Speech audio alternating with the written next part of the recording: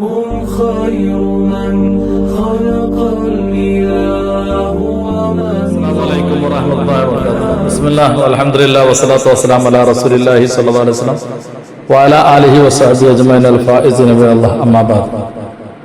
സ്നേഹമുള്ളവരെ, സർവശക്തനായ അല്ലാഹു സുബ്ഹാനഹു വ തആല അവന്റെ റഹ്മത്ത് കൊണ്ട് ഇഹപര വിജയങ്ങളിൽ നമ്മെയും നമ്മുടെ മാതാപിതാക്കളെയും ഉസ്താദുമാരെയും ഇണകളെയും മക്കളെയും കൂട്ടുകുടുംബങ്ങളെയും സ്നേഹിക്കുന്നവരെയും സഹായിക്കുന്നവരെയും ഗുണകാംക്ഷികളെയും ദുആ കൊണ്ട് വസിയത്തുകാരെയും ഉൾപ്പെടുത്തി അനുഗ്രഹിക്കുമാറാവട്ടെ. വിശുദ്ധ റമദാനിലെ 3-ാം ദിനത്തിലാണല്ലോ നാം ഉള്ളത്. 1400 വർഷങ്ങൾക്കുമുള്ള ലോകചരിത്രം പരിശോധിച്ച് നോക്കിയാൽ ലോകത്തിലെ മുഴുവൻ മുസ്ലിം വനിതകൾക്കും മാതൃകയായ സ്വർഗത്തിലെ സ്ത്രീ സമൂഹത്തിന്റെ നേതാവായ ഫാത്തിമ ബീവിയുടെ വഫാത്ത് ദിനമാണ് ഭൂരിപക്ഷ ചരിത്രകാരന്മാരുടെയും അഭിപ്രായത്തിൽ വിശുദ്ധ റമദാൻ മാസം. ഹബീബായ മുഹമ്മദ് റസൂലുള്ളാഹി സ്വല്ലല്ലാഹു അലൈഹി വസല്ലമയുടെ വഫാത്തിന് ശേഷം നബിയുടെ കുടുംബത്തിൽ നിന്ന് ആദ്യമായി അള്ളാഹുവിലേക്ക് യാത്രയായത് മഹദി ഫാത്തിമ ബീവി റളിയല്ലാഹു അൻഹ ആയിരുന്നു. ഹബീബായ റസൂലുള്ളാഹി സ്വല്ലല്ലാഹു അലൈഹി തങ്ങൾക്ക് വളരെയേറെ ഇഷ്ടപ്പെട്ട, അതുപോലെ തന്നെ തിരിച്ച് അങ്ങോട്ടേക്കും നബിയെ വളരെയേറെ ഇഷ്ടപ്പെട്ട ഒരു തരുണിമണിയായിരുന്നു ഫാത്തിമ ബീവി റളിയല്ലാഹു അൻഹ. മരണശയ്യയിലായിരുന്ന ഹബീബായ റസൂലുള്ളാഹി സ്വല്ലല്ലാഹു അലൈഹി വസല്ലം ഫാത്തിമ ബീവി റളിയല്ലാഹു അൻഹയെ അരികിലേക്ക് വിളിച്ച് കാബിൽ ഒരു സ്വകാര്യം രഹസ്യമായി പറഞ്ഞു. ആ സ്വകാര്യം കേട്ടപ്പോൾ ഫാത്തിമ ബീവി വിങ്ങിപ്പൊട്ടിക്കരഞ്ഞു. ആ കരച്ചിൽ കണ്ടപ്പോൾ ഉടനെ നബി സല്ലല്ലാഹു അലൈഹി വസല്ലം മറ്റൊരു സ്വകാര്യം കൂടി ഫാത്തിമ ബീവിയുടെ ചെവിയിലേക്ക് പറഞ്ഞു കൊടുത്തു. അപ്പോൾ ആ മഹദി പുഞ്ചിരിച്ചു. ഇതേപ്പറ്റി പിന്നീട് ഫാത്തിമ ബീവി റളിയല്ലാഹു അൻഹയോട് ചോദിക്കപ്പെട്ടപ്പോൾ അവിടുന്ന് പറഞ്ഞത്, ആദ്യമായി നബി എന്നോട് പറഞ്ഞത്, പൊന്നുമോളെ ഫാത്തിമ, ഞാൻ ഇന്ന് വിട പറയുകയാണ്, ഞാൻ ഇന്ന് അല്ലാഹുവിലേക്ക് മടങ്ങുകയാണ് എന്ന വിവരം എന്നോട് പറഞ്ഞപ്പോൾ, എന്റെ പിതാവ് എന്നോട് പറഞ്ഞപ്പോഴാണ് ഞാൻ ദുഃഖം സഹിക്കവയ്യാതെ കരഞ്ഞത്.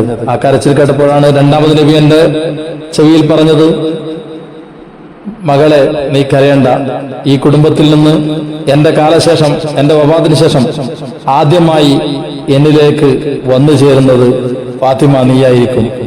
അപ്പോ എന്റെ വഫാത്തിന് ശേഷം എന്നിലേക്ക് കൂടുതൽ കാലം എന്നെ വിട്ടുപിരിഞ്ഞ് നീ നിൽക്കേണ്ടി വരില്ല, എന്നിലേക്ക് പെട്ടെന്ന് തന്നെ നീ തിരിച്ചു വരും, ആദ്യമായി കുടുംബത്തിൽ നിന്ന് നീയായിരിക്കും വരുന്നത് എന്ന സ്വകാര്യമാണ് രണ്ടാമത് പറഞ്ഞത്. അപ്പോഴാണ് പിതാവിനെ കാണാതെ കൂടുതൽ ഈ ദുനിയാവിലേക്ക് നിൽക്കേണ്ടി വരില്ല, ഞാൻ താമസിക്കേണ്ടി വരില്ലല്ലോ എന്നോർത്തുകൊണ്ട് ഞാൻ ചിരിച്ചത് എന്ന് ഫാത്തിമ ബീവി റളിയല്ലാഹു അൻഹ പിന്നീട് പറയുകയുണ്ടായി. നബി തങ്ങൾക്ക് വല്ലാത്ത സ്നേഹമായിരുന്നു. നബിയുടെ സ്നേഹം വിവരണാതീതമാണ് ഫാത്തിമ ബീവി. ഫാത്തിമ ബീവിയെ കുറിച്ച് നബി തങ്ങൾ പറയുന്നത്, ഫാത്തിമ വിദഅത്തും മിന്നി, ഫാത്തിമ എന്റെ ശരീരത്തിന്റെ ഭാഗമാണ്, ഫാത്തിമ എന്റെ ശരീരത്തിന്റെ ഭാഗമാണ് എന്നാണ് ഹബീബായ റസൂലുള്ളാഹി സ്വല്ലല്ലാഹു അലൈഹി വസല്ലം ഫാത്തിമ ബീവിയെ കുറിച്ച് പറഞ്ഞത്. റസൂലുള്ളാഹി സ്വല്ലല്ലാഹു അലൈഹി വസല്ലം യാത്ര പോകുമ്പോൾ അവസാനമായി തന്റെ കുടുംബത്തിൽ വെച്ച് കാണുന്നതും, യാത്ര കഴിഞ്ഞ് തിരിച്ചു വരുമ്പോ ആദ്യമായി കാണുന്നതും ഫാത്തിമ ബീവി റളിയല്ലാഹു അൻഹ ആയിരുന്നു.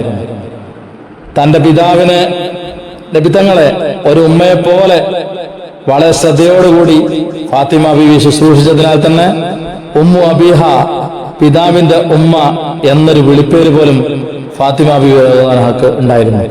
നബി തങ്ങളെ വല്ലാതെ സ്നേഹിച്ചു. ഫാത്തിമ ബീവിയുടെ ധൈര്യം അപാരമായിരുന്നു.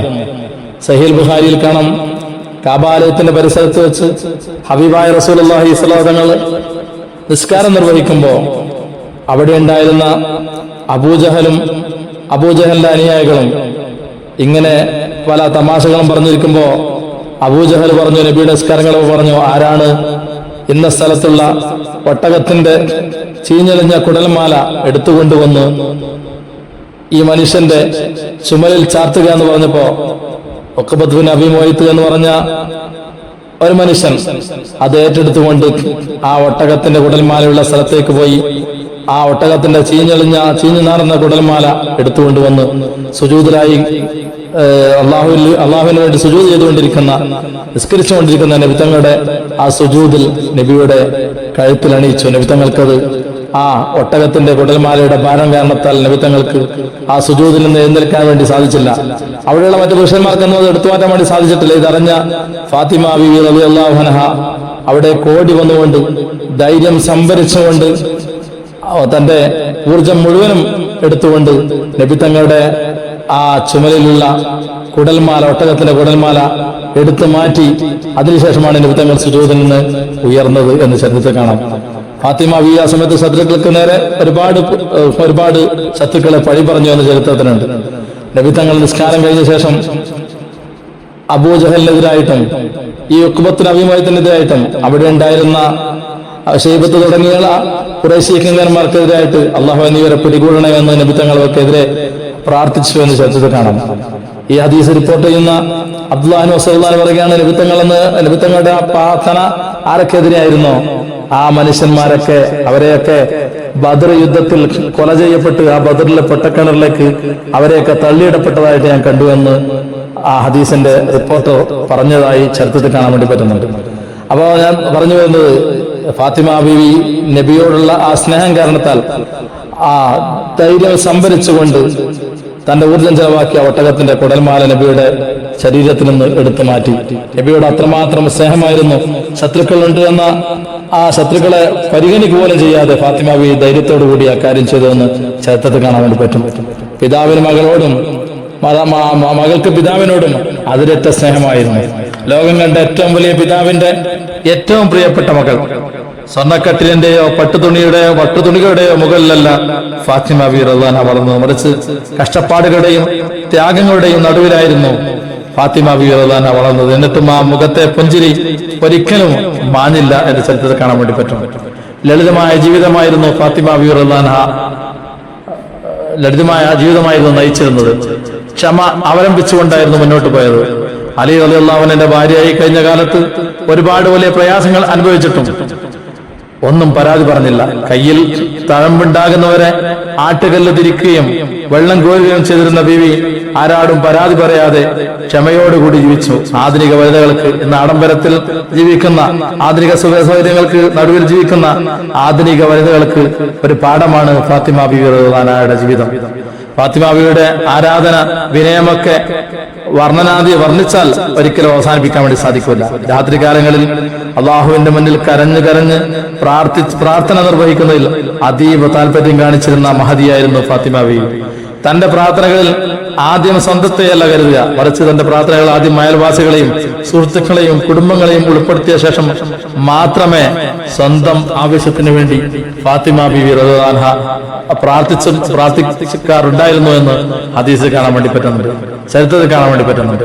അപ്പോ അവരെന്നെ വേണ്ടി പ്രാർത്ഥിച്ചതിന് ശേഷം മാത്രം സ്വന്തം പ്രാർത്ഥന നടത്തിയ ഫാത്തിമ ബീവി റളിയല്ലാഹു അൻഹ നമുക്ക് മാതൃകയാണ്. ഒരു റമദാൻ 3-ന് ഒരുപക്ഷെ അഭിപ്രായ പ്രകാരം ചില അഭിപ്രായ വ്യത്യാസങ്ങളുണ്ട്. റമദാൻ 3-ന് തന്റെ 28ാം വയസ്സിൽ ഫാത്തിമ ബീവി റളിയല്ലാഹു അൻഹ ഈ ലോകത്ത് നിന്ന് ഇവിടെ പറഞ്ഞു. മരണസമയത്ത് അസ്മാ ബിൻത് ഉമൈസ് റളിയല്ലാഹു അൻഹയോട് ഫാത്തിമ ബീവി വസിയത്ത് പറഞ്ഞു, എന്റെ മയ്യത്ത് കൊണ്ടുപോകുമ്പോ ആളുകൾ എന്റെ ശരീര വടിവ് കാണാൻ ഇടയാകരുത്. അതിനാൽ മയ്യത്ത് കട്ടിലിന് മുകളിൽ ഈന്തപ്പനയോല കൊണ്ട് ഒരു ആഭരണം ഉണ്ടാക്കണം എന്ന് വസിയത്ത് പറഞ്ഞു ഫാത്തിമ ബീവി. ജീവിതത്തിൽ മാത്രമല്ല, ജീവിതത്തിന് ശേഷം തന്റെ മരണത്തിന് ശേഷം പോലും തന്റെ പരിശുദ്ധി കാക്കാൻ ആഗ്രഹിച്ച ആ ലജ്ജാശീലം ആധുനിക വനിതകൾക്ക് വലിയൊരു പാഠമാണ്. സ്വർഗത്തിലെ യുവാക്കളുടെ നേതാവായ ഹസൻ ഹുസൈൻ റളിയല്ലാഹു അൻഹു എന്നിവരെ വളർത്തി എടുത്തത് ഫാത്തിമ ബീവി റളിയല്ലാഹു അൻഹയാണ്. ഒരു നല്ല ഉമ്മ എന്ന നിലയിൽ മക്കൾക്ക് നൽകേണ്ട ആത്മീയവും ധാർമ്മികവുമായ കരുത്ത് എങ്ങനെയായിരിക്കണമെന്ന് ഫാത്തിമ ബീവി കാണിച്ചു തന്നു. ദാനധർമ്മത്തിൽ ഫാത്തിമ ബീവി റളിയല്ലാഹു അൻഹ മാതൃകയായിരുന്നു. ഒരിക്കൽ വീട്ടിൽ ഭക്ഷണത്തിന് വകയില്ലാതെ 3 ദിവസം തുടർച്ചയായി നോമ്പെടുത്ത ബീവിയും കുടുംബവും നോമ്പ് തുറക്കാൻ നേരത്ത് അന്ന് ലഭിച്ച കുറച്ച് ഭക്ഷണം ഉണ്ടായിരിക്കാൻ നോമ്പ് തുറക്കാൻ നേരത്ത് വാതിൽക്കൽ വന്ന അഗതിക്കും യതീമിനും തടവുകാരനും ഭക്ഷണം മുഴുവനും നൽകി വെള്ളം മാത്രം കുടിച്ച് നോമ്പ് പൂർത്തിയാക്കിയ ചരിത്ര ഗ്രന്ഥങ്ങളിൽ കാണാൻ വേണ്ടി പറ്റുന്നുണ്ട്. സൂറത്തുൽ ബഹറിലുള്ള ഒരായത്ത് ഇതിനെക്കുറിച്ചാണ് അവതരിച്ചതെന്ന് പണ്ഡിതന്മാർ പറഞ്ഞതായി കാണാൻ വേണ്ടി പറ്റുന്നുണ്ട്. തനിക്ക് സ്വന്തമായി ഒന്നുമില്ലാത്തപ്പോഴും അവരന്റെ വിശപ്പടക്കി കൊടുക്കാൻ ശ്രമിച്ച ആ വലിയ മനസ്സ് നാം മാതൃകയാക്കേണ്ടതുണ്ട്. ഫാത്തിമ ബീവി റളിയല്ലാഹു അൻഹയുടെ വഫാത്തിന്റെ വേളയിൽ അലി റളിയല്ലാഹു അൻഹുവിനോട് ഫാത്തിമ ബീവി റളിയല്ലാഹു അൻഹ പറയുന്ന വസിയത്തൊക്കെ ചരിത്ര ഗ്രന്ഥങ്ങളിൽ കാണാൻ വേണ്ടി പറ്റുന്നുണ്ട്. ഒരു ഭാര്യ എന്ന നിലയിൽ എന്നിൽ നിന്ന് വല്ല വീഴ്ചകൾ സംഭവിച്ചിട്ടുണ്ടെങ്കിൽ അങ്ങ് പൊരുത്തപ്പെട്ടു തരണമെന്നും എന്റെ മക്കളെ നല്ല നിലക്ക് വളർത്തണമെന്നും അവരെ അടിക്കരുതെന്നും തുടങ്ങി ഒരുപാട് ശേഷമുള്ള ജീവിതത്തിൽ വേണ്ടുന്ന കാര്യങ്ങളൊക്കെ ഫാത്തിമ ബി റളിയല്ലാഹു അൻഹ വസിയത്ത് പറഞ്ഞതായി ചരിത്രത്തിൽ കാണാൻ പറ്റും. അലി റളിയല്ലാഹു അൻഹുവും ഫാത്തിമ ബിയോട് എല്ലാം പൊരുത്തപ്പെട്ടു തരണമെന്നും നബി തങ്ങൾക്ക് സലാം പറയണമെന്നും എന്തെങ്കിലും വീഴ്ചയുണ്ടെങ്കിൽ എന്നോട് ക്ഷമിക്കണമെന്നും അതുപോലെ തന്നെ മസലയിൽ എന്റെ അമല് പറഞ്ഞാൽ എന്നെ പരിഗണിക്കണമെന്നൊക്കെ പറഞ്ഞതായി ചരിത്രഗ്രന്ഥങ്ങൾ കാണാൻ വേണ്ടി പറ്റും. ഒരുപാട് മാതൃക ഈ ലോകത്തിന് കാഴ്ചവെച്ച ഫാത്തിമ ബി റളിയല്ലാഹു അൻഹ, നബി തങ്ങൾക്ക് ഏറ്റവും ഇഷ്ടപ്പെട്ട ആ ഫാത്തിമ ബി റളിയല്ലാഹു അൻഹ, അഹ്ലു ബൈത്തിന്റെ ഉമ്മയായ ഫാത്തിമ ബി റളിയല്ലാഹു അൻഹയുടെ വഫാത്ത് ദിനമാണ് റമദാൻ 3. നമ്മുടെ സഹോദരിമാരും ഉമ്മമാരും ഫാത്തിമ ബിയെ കുറിച്ച് കേൾക്കുമ്പോൾ കേവലം ഒരു ചരിത്രമായി മാത്രം അതിനെ കേൾക്കരുത്, കാണരുത്. ആ മഹദിയുടെ ജീവിതത്തിലെ വിനയവും ഭർത്താവിനോടുള്ള അനുസരണയും അള്ളാഹുവിലുള്ള അടിയുറച്ച വിശ്വാസവും നമ്മുടെ ജീവിതത്തിലും പകർത്താൻ നാം ശ്രമിക്കണം. റമദാൻ 3 ഈ പുണ്യവേളയിൽ ആ മഹദിയുടെ കൂടെ സ്വർഗത്തിൽ ഒരുമിക്കാൻ വേണ്ടി നമുക്ക് ആഗ്രഹിക്കാം, പ്രാർത്ഥിക്കാം. ആ മഹദിയോടുകൂടി സ്വർഗത്തിൽ ഒരുമിക്കാൻ നമ്മുടെ വനിതകൾക്കൊക്കെ അല്ലാഹു തൗഫീഖ് നൽകട്ടെ. അതുപോലെ നമുക്കും നമ്മോട് ബന്ധപ്പെട്ട എല്ലാവർക്കും മഹാന്മാരോടൊപ്പം സ്വർഗത്തിൽ ഒരുമിക്കാൻ അല്ലാഹു തൗഫീഖ് അനുഗ്രഹിക്കുമാറാകട്ടെ. ഇത്തരം മഹദികളുടെ ജീവിതത്തിൽ നിന്ന് പാഠം ഉൾക്കൊണ്ടുകൊണ്ട് നമ്മുടെ ജീവിതത്തെ ക്രമീകരിച്ച് ആഖിബത്ത് നന്നായി മരിക്കാൻ അല്ലാഹു നമുക്ക് തൗഫീഖ് ചെയ്യട്ടെ. വാഹിർ ദഅവാന അൽഹംദുലില്ലാഹി റബ്ബിൽ ആലമീൻ. അസ്സലാമു അലൈക്കും വറഹ്മത്തുള്ളാഹി വബറകാതുഹു.